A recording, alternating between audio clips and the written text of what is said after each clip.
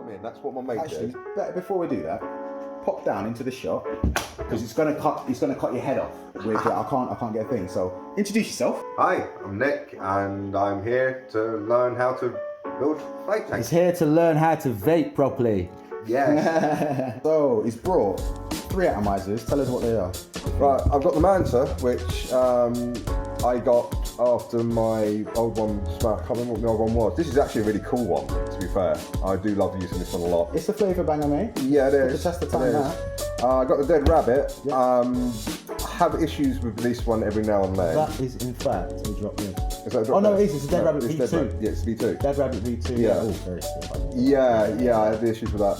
This one, this very kind gentleman in the shop gave me, and he said, "Here, I'll try this one. Get on with this. See how you get on." I absolutely adore this one. It's for like flavour. Dead Rabbit with extra skills. Yeah, but this one with the flavour, it actually does different to that one. Yeah. Strangely enough, honestly, you can. It's probably the airflow, the honeycomb. Yeah, probably helps. yeah, it's amazing. This one I really do love. You actually turn it around so you can see the lovely. You see Yeah, shop branding on it. it's Yeah. branding. And this one, again, this lovely gentleman got me onto a couple of weeks back, wasn't it? Yeah. Tofo Troll X. Yeah.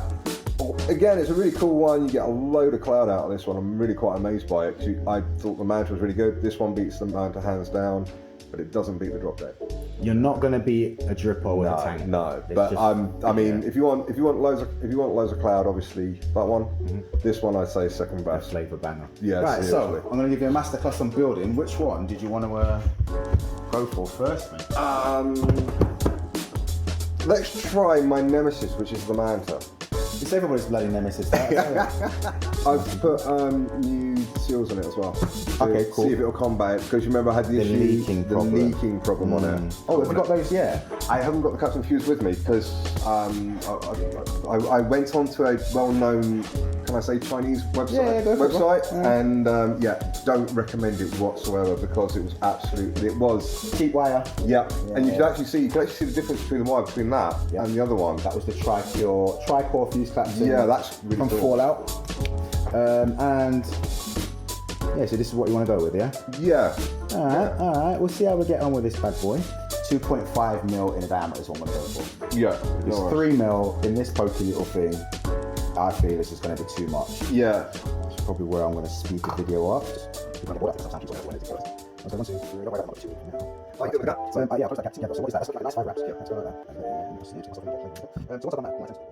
Because you don't want any of the coils touching each other for risk of short circuit. So let's turn him right down, wattage down to, unlock it first, there we go. I'm going to go with a sweet, just under 20 watts. Really? 17, yeah, just to fire it through. Alright. I mean, I'd rather do it at 17 watts if something's gone wrong. Get rid of those oils that are from your fingers and such when you've been handling the wire. Just fire him up. Make sure he's firing okay before we start playing with it. And he is. From the center outwards, that's how you want the coil to glow. So why do you do space in yours? Is it just preference or? Just preference. Yeah. I just find it vapes nicer, vapes smoother, always have done. Okay.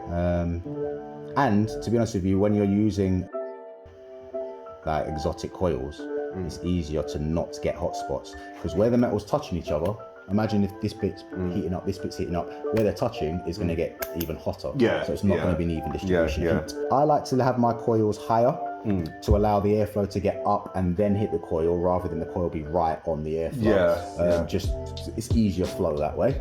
But 5 wraps, Tricore fuse captains from Fallout Vape. I noticed that this one this side is heating up quicker than the other one. Yeah, Why does it do that though? From Right. time? Because you think that you put them both in, you think, right, okay, you're going to heat up at exactly the same time, but obviously that's not the case. Usually, it's down to the tightness of the gob knots. The tighter you have it, the quicker it's going to heat up. But obviously, you don't want it too tight because some wires they can snap off easier and whatnot. Yeah. Before you judge whether it's heating up too quickly or not, let them cool right down and then fire them. And that is 45 watts, so I'd say 0.17 ohms is what this is coming out at. I'd say run it about 50 to 60. Yeah, I've found that with this Fallout wire, also, I found out this, you guys at home, you don't have to actually put it on so harsh, because I used to have mine on, well, I had it on 70 before, didn't I? Yeah. Then I got down to 50, which you talked me into. I can actually vape at 40 What's You this? still get a nice hit. Yeah, still getting nice hair. Quality coils for you, bro. Yeah. So, cotton gods, ladies and gentlemen, there is no need for any other vape cotton. For now, at least, anyway. We don't know what's going to come in the future, but for now, this is most definitely the best stuff I've come across.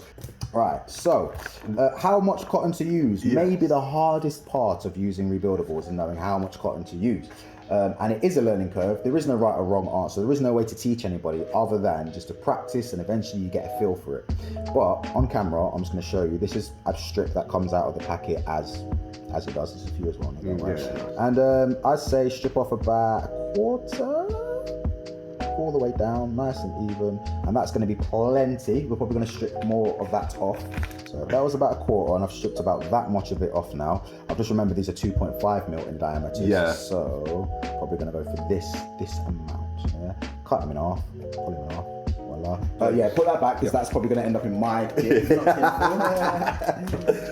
there's collectible tools.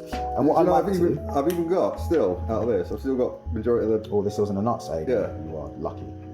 People out there screaming for those things. You're probably going to get some people in the comments section saying, "How?" I've just still got those. Right. So what I like to do as well is just slightly pull apart the fibres of the cotton. I don't do that. That's probably where I'm going a bit Just wrong. Slightly. I do pad it out a little bit, then twist the end. Standard stuff. Get your coil. Ooh, thread them in. And look at that. It's nice and snug. There's resistance on the cotton from the coil, but it's not moving. It's not wrecking the coil out of position. So that's. So you want it so it's just like literally teasing the coil. Yeah, you can move it a little bit as you're pulling it through, but if the whole coil is being misshapen and everything, too much cotton. In my opinion, you know, other people like to pack it really tight. There's no right or wrong way. There's your way. There's no set rule book for how I've done it over the years and learned sort of how I like it, and I do that for other people. They seem to like it, so we've got a win. Nice. What I then like to do is get my shears and comb out. So you use the shears. Stippy shears, mostly because I'm left-handed and scissors don't like left-handed people. So hold that side of the cotton, and before you cut any off, I just like to comb it out on the top. So I've been using my tweezers to do that. You can do, your elbow tip tweezers, yeah, that's usually what they do, but I just like to use my shears.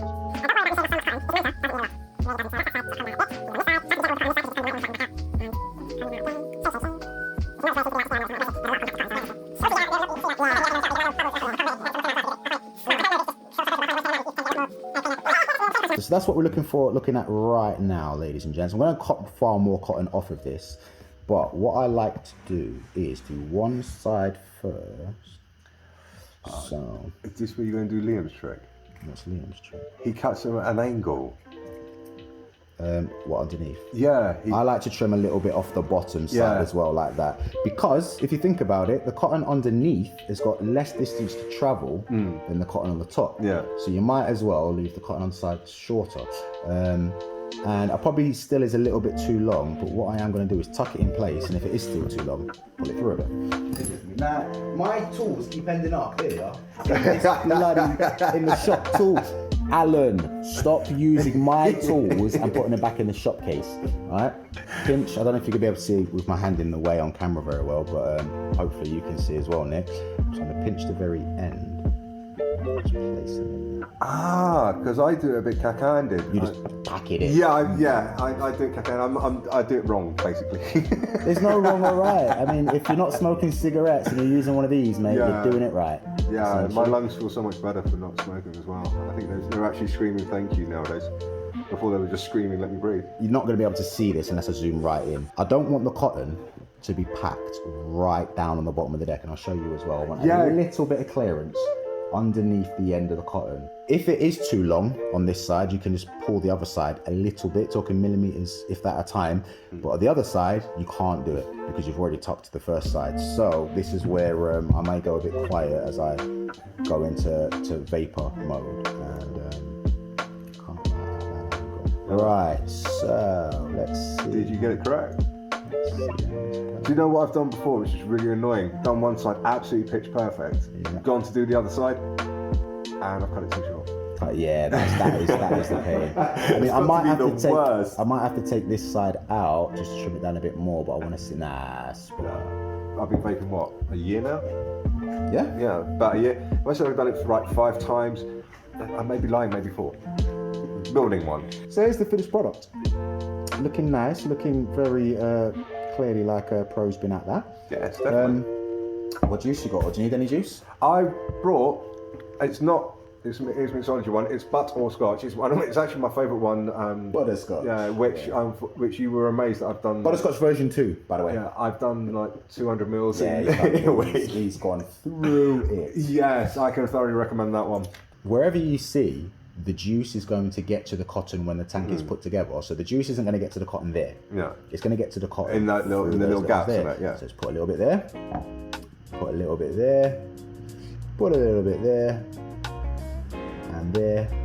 And just make sure it's being soaked in and just keep going around until you see the juice find its way up the cotton naturally.